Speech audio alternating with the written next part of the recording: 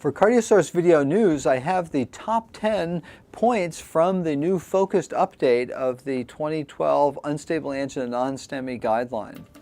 Number one is, not surprisingly, that everybody should receive aspirin, and that should be given indefinitely. Dosing will come in just a second.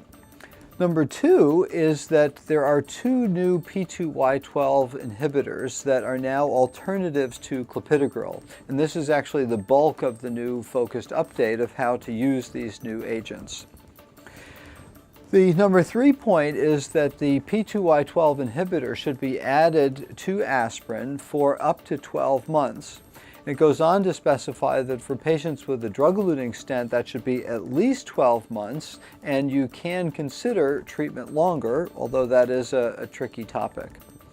Number four talks about prasugrel, and this is an agent that should be used in the cath lab that's used in patients with planned PCI who have come in with acute coronary syndromes. Number five, ticagrelor is approved for use in unstable angina non-STEMI in either medically managed or percutaneously managed patients.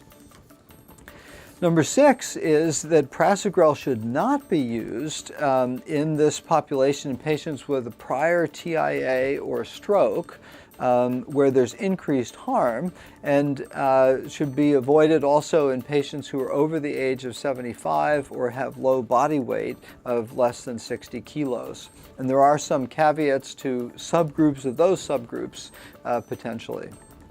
Number seven is that the dose of aspirin after angioplasty or stenting is recommended to be 81 milligrams in preference to higher maintenance doses. And this is in recognition of equal efficacy but less bleeding with that lower dose. Number eight is that if possible, ticagrelor and clopidogrel should be stopped 5 days before coronary bypass surgery, and prasugrel stopped 7 days prior to the procedure.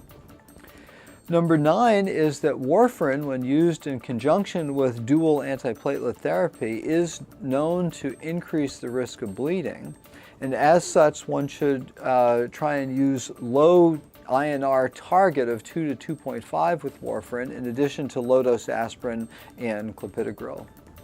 And number 10 is that in patients who are hospitalized with unstable angina non-STEMI with diabetes, use of insulin regulation of diabetes should target glucose levels of less than 180 milligrams per deciliter, thus a broader target of not quite as intense reduction in glucose. So for the Cardiosource Video News, these are the top 10 points from the new focused update.